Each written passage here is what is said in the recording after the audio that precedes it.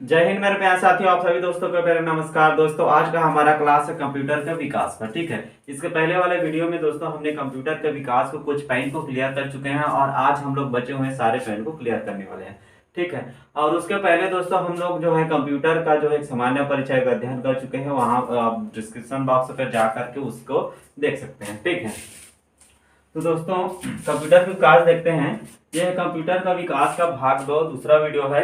और इसके पहले वाले वीडियो में दोस्तों हमने लास्ट कहाँ तक देखा था। लास्ट में हमने देखा था कि इंग्लैंड में दोस्तों जो है इंग्लैंड में क्लोसस नामक एक कंप्यूटर का निर्माण हो जाता है। क्लोसस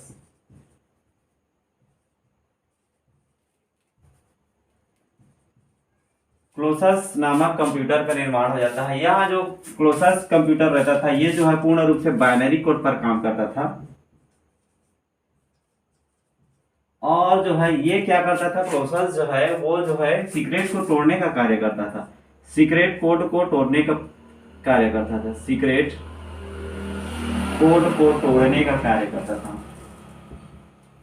सीक्रेट कोड को क्या करने तोड़ने का कार्य करता था। ठीक है, इसको समझिए कैसे तोड़ता है उसको। इस समय क्या होता था, द्वितीय विश्व युद्ध चल रहा था। ठीक है दोस्तों, इस समय क्या चल रहा था, द्वितीय विश्व युद्ध चल रहा था। वैसे इसको डेट भी बताता हूँ, 1943 में हुआ था। ठीक है, तो इस समय क्या हो रहा था, द्वितीय विश्व युद्ध चल रहा था। तो उस समय जर्मनी जैसे देश क्या करता था, अपने सेनाओं को बाइनरी कोड पर बात करता था। कहने का मतलब है एक सीक्रेट कोड पर बात करता था। और जो है उस सीक्रेट कोड के हिसाब से वो कहाँ पर युद्ध करना है, कहाँ पर जाना है, इन सारी इंफॉर्मेशन देता था। तो इसे तोड़ने के लिए इंग्लैंड ने क्लोसस नामक कंप्यूटर का आविष्कार किया। और ये क्या करता था, वो कोड को तोड़ करके सारी इंफॉर्मेशन इंग्लैंड को देता था। ठीक है, अब देखते हैं, आइए दोस्तों कुछ और चीज का निर्माण होता है। जैसे कि 1906 में दोस्तों 1906 में वैक्यूम ट्यूब का निर्माण हो जाता है। वैक्यूम ट्यूब वैक्यूम ट्यूब ये जो वैक्यूम ट्यूब होता है दोस्तों एक बल्ब के जैसा होता है। और ये क्या करता है, ये जो है कंप्यूटर को करंट पास करता है। लेकिन दोस्तों इसका आकार बड़ा होता था और जो है विद्युत का खपत ज्यादा होता था। इसी कारण से ये क्या होता था, ज्यादा हीट होने लगता था, ज्यादा गर्म हो जाता था। गर्म को क्या करता था, ऑब्जर्व करता था। ठीक है, लेकिन दोस्तों उसमें जो है एक टन स्टन का धातु लगा होता था जो क्या करता था, उस गर्म को, उस हीट को अवशोषित करके थोड़ा सा कूल रखता था। फिर भी इसे क्या हो जाता था, ये गर्म हो जाता था। ठीक है, तो ये जो वैक्यूम ट्यूब जिस कंप्यूटर में लगा हुआ होता था वो जो क्या है कुछ समय बाद गर्म हो जाता था। और उससे अधिक, और उस कंप्यूटर को हम लोग अधिक समय तक कार्य नहीं कर पाते थे उस पर। ठीक है, तो ये रहा वैक्यूम ट्यूब। तो वैक्यूम ट्यूब जो है दोस्तों ये जो है पूरा बाइनरी कोड पर कार्य करता था। Binary number. और ये क्या करता था, कंप्यूटर को करंट सप्लाई करता था। ठीक है, कंप्यूटर को करंट देता था, करंट देता था। ठीक है, देता था। इसका आविष्कार दोस्तों लेडे फ्रॉस्ट के द्वारा किया जाता है। आविष्कार लेडे, बढ़िया लिख देता हूं, लेडे फ्रॉस्ट के द्वारा किया जाता है। लेडे फ्रॉस्ट के द्वारा क्या किया जाता है, इसका आविष्कार किया जाता है। ठीक है, तो यहां तक आप वैक्यूम ट्यूब को बिल्कुल समझ में आ गया होगा। अब आगे देखते हैं दोस्तों, इस कुछ कंप्यूटर का भी निर्माण होता है।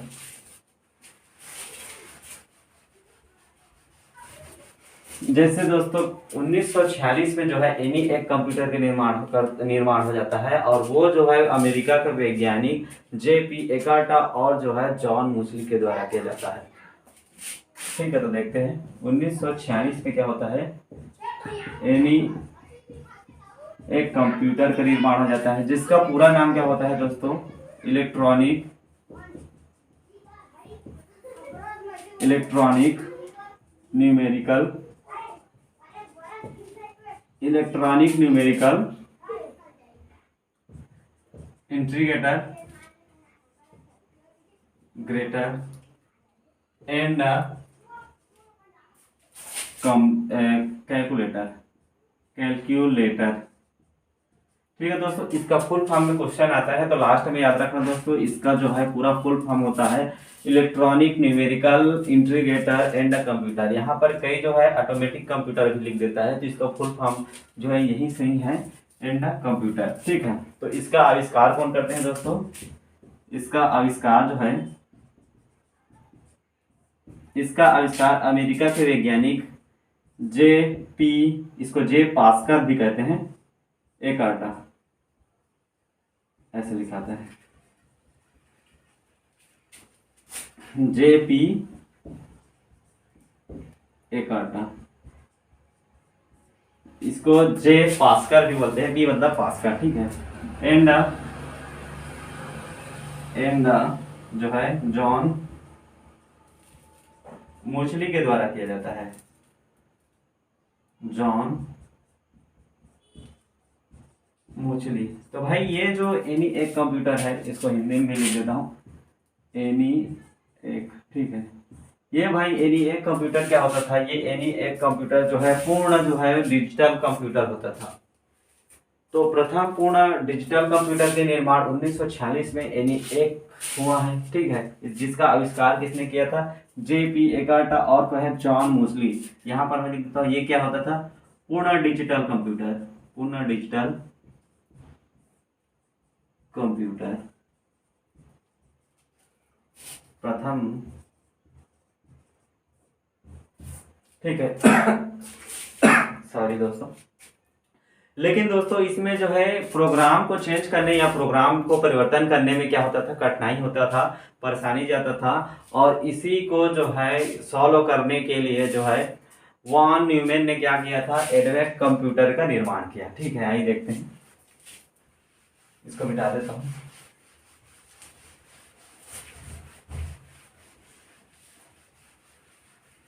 तो इसमें क्या होता था? प्रोग्राम को चेंज करना थोड़ा कठिनाई जाता था, परिवर्तन होने में कठिनाई होता था, जिसको क्या किया? वॉन न्यूमैन ने 1951 में जो है क्या किया? एक एडवेक कंप्यूटर का निर्माण किया। एडवेक, ईडवेक भी बोलते हैं इसको, एडवेक कंप्यूटर का निर्माण किया, जिसका फुल फॉर्म होता है दोस्तों इलेक्ट्रॉनिक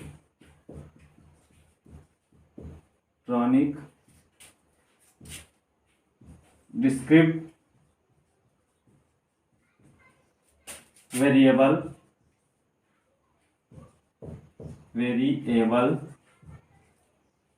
ऑटोमेटिक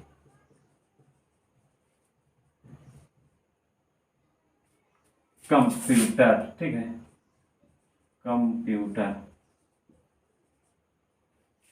इसको पूरा, इसको जैसे कि हिंदी में क्या कहेंगे तो इलेक्ट्रॉनिक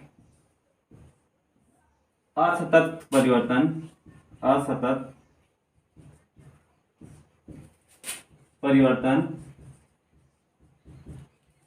स्वचालित कंप्यूटर।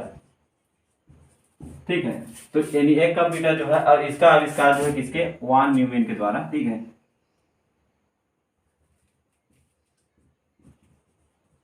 आविष्कार जो है वॉन न्यूमैन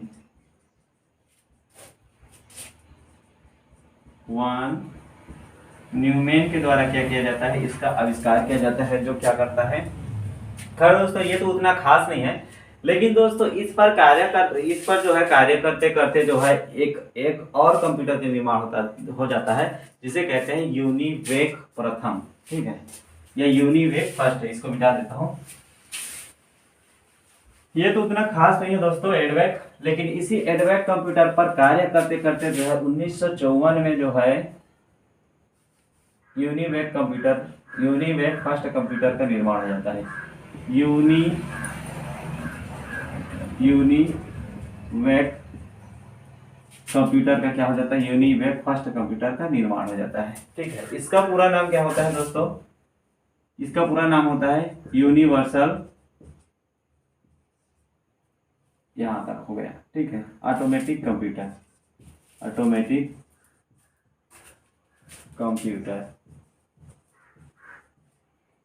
इसका पूरा नाम होता था यूनिवेक कंप्यूटर। ठीक है, इसके आविष्कार किसने किया? तो इसका आविष्कार जो है एडवेक कंप्यूटर पर कार्य करते करते जेपी एकर्ट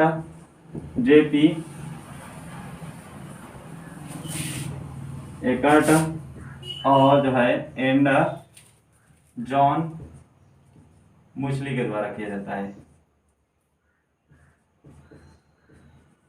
जॉन मुस्ली के द्वारा हो जाता था। हालांकि जो है ये एडवेक का निर्माण किसने किया था? वान न्यूमैन ने किया था, यानी एक कंप्यूटर को परिवर्तन करके। लेकिन इस पर कार्य करते करते दोस्तों जेपी एकर्ट और जॉन मुस्ली के द्वारा क्या हो जाता है? यूनिवेक कंप्यूटर का निर्माण हो जाता है। और ये यूनिवेक क्या होता था? ये जो है मेन फ्रेम कंप्यूटर बन जाता है। ठीक है, ये क्या हो जाता है? मेन फ्रेम कंप्यूटर हो जाता है। Main frame computer. और मेन फ्रेम कंप्यूटर का जो है दोस्तों, इसका जो है स्टोरेज क्षमता सबसे ज्यादा होता था, इसलिए इसको क्या किया गया? उद्योग और बिजनेस में इसका उपयोग किया गया। उद्योग और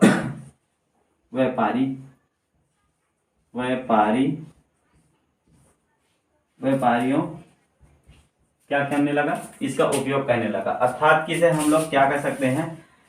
यहाँ पर एक क्वेश्चन आता है दोस्तों कि जो है प्रथम जो है व्यापारिक कंप्यूटर कौन है? यहाँ पर लिख देता हूं, ये प्रथम व्यापारिक कंप्यूटर होता है।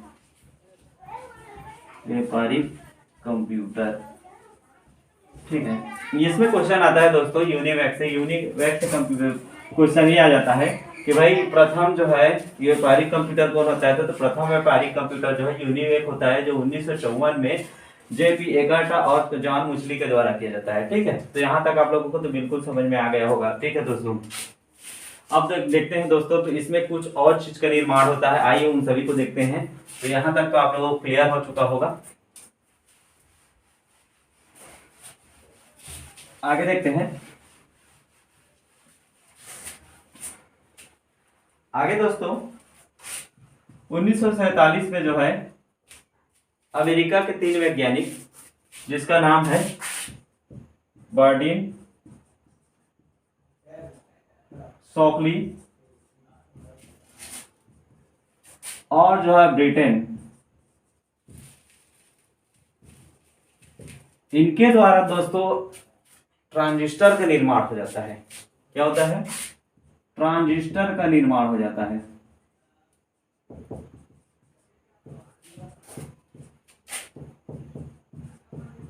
ट्रांजिस्टर का निर्माण जो है 1947 में बार्डिन, शॉकली और ब्रिटेन के द्वारा हो जाता था। ठीक है, ये जो है इनके द्वारा जब जैसे ट्रांजिस्टर का निर्माण हो जाता है, ये पूरे दुनिया में जो है कंप्यूटर के दुनिया में तहलका मचा देता है। क्यों? क्योंकि दोस्तों इसके पहले जो है ट्रांजिस्टर के जगह में वैक्यूम ट्यूब का उपयोग करते थे।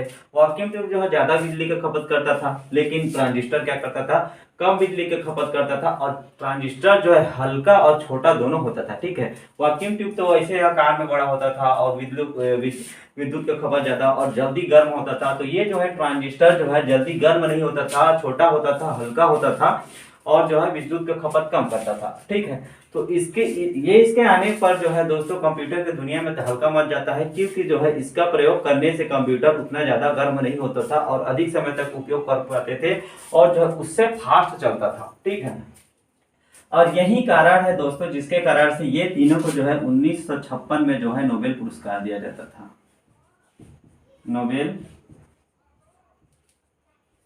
प्राइज से सम्मानित किया। नोबेल प्राइज से क्या किया? सम्मानित किया।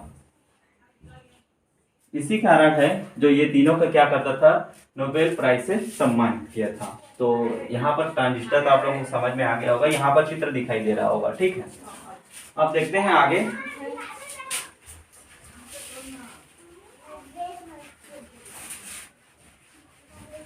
तो 1958 के दशक में दोस्तों, या 1960 के दशक में भी कह सकते हो, कई जो है बुक में 1960 लिखा है, कई बुक में 1958 लिखा है। तो सन में घबराने की जरूरत नहीं है, दोनों सन एक साथ नहीं आएगा, पहले जो आएगा उसी को टिक करना है। जैसे कि 1958 आ गया तो 1958 को टिक करना है और 1960 आ गया तो 1960 को टिक करना है। ठीक है, तो 1958 में जो है आईसीयू का निर्माण हो जाता है, आईसी का निर्माण होता है। ये आईसी का फुल फॉर्म होता है दोस्तों इंटीग्रेटर सर्किट। इंटीग्रेटर सर्किट क्या होता था, जैसे कि ट्रांजिस्टर में दोस्तों हमें अगर मान लीजिए कोई प्रोग्राम को चलाना होता था तो ट्रांजिस्टर का जरूरत पड़ता था, ठीक है। लेकिन बहुत सारे प्रोग्राम को चलाना होता था तो उसमें क्या करना पड़ता था, और जो है बहुत सारे ट्रांजिस्टर को जोड़ना पड़ता था। तो जोड़ने से क्या होता था, जगह बहुत ज्यादा हो जाता था या फुल हो जाता था, या जोड़ने में हमें परेशानी होता था, ठीक है। तो उसके जगह में जो है 1958 में जो है आईसीयू का निर्माण किया गया है। इसमें क्या होता है दोस्तों, बहुत सारे जो है ट्रांजिस्टर को एक साथ जोड़ करके एक ही चिप बनाया जाता था, और इसी को कहा जाता है आईसीयू, ठीक है, यानी इंटीग्रेटर सर्किट, ठीक है। तो है यहाँ तक समझ में। और इसका आविष्कार जो है दोस्तों, आविष्कार जैक किल्बी के द्वारा किया जाता है। जैक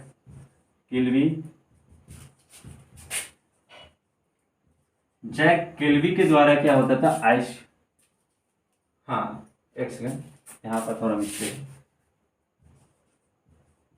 जैक किल्बी के द्वारा क्या होता था, आईसी का यानी कि इंटीग्रेटर सर्किट का निर्माण होता था। और इंटीग्रेटर सर्किट जो है ट्रांजिस्टर से भी ज्यादा फास्ट कार्य करता था, ठीक है। इसके जो है गणना करने की क्षमता जो है नैनो सेकंड में होता था, यानी कि 9 × 10⁻⁹, ठीक है। तो यहाँ तक आप लोगों को तो बिल्कुल समझ में आ गया होगा। अब दोस्तों इसके बाद जो है 1970 में जो है माइक्रो प्रोसेसर का निर्माण होता है। 1970 में माइक्रो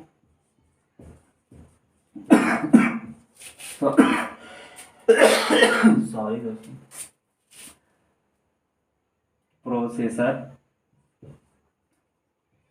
प्रोसेसर का क्या हो जाता है, निर्माण हो जाता है। 1970 में दोस्तों माइक्रो प्रोसेसर का क्या हो जाता है, निर्माण हो जाता है। और इसके आविष्कार जो है, इसका आविष्कार जो है दोस्तों फेडरिको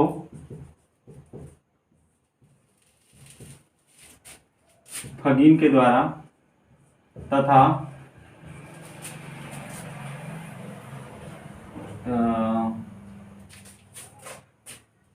टेड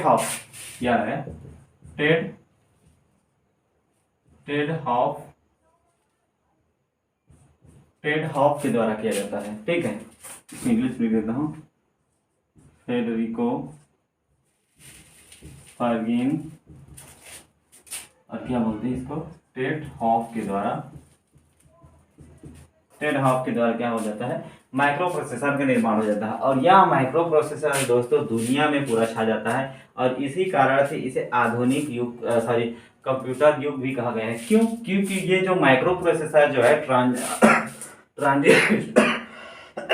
ट्रांजिस्टर और जो है आईसीयू इंटीग्रेटर सर्किट से भी ज्यादा बेहतरीन काम करता था। ये जो है एक साथ कई कार्यों को कर सकता है, एक साथ कई कार्य यानी कि मल्टी टास्क का कार्य कर लेता है, ठीक है। तो यही कारण है जिसकी वजह से माइक्रो प्रोसेसर से आने से विश्व पूरा दुनिया को जो है कंप्यूटर युग के नाम से जाना जाता है, ठीक है। तो ये जो है दोस्तों आपका कंप्यूटर का विकास जो है पूरा कंप्लीट हो जाता है। और दोस्तों आपको पसंद आ रहा है तो इसको लाइक, सब्सक्राइब और शेयर कीजिए। जय हिंद दोस्तों।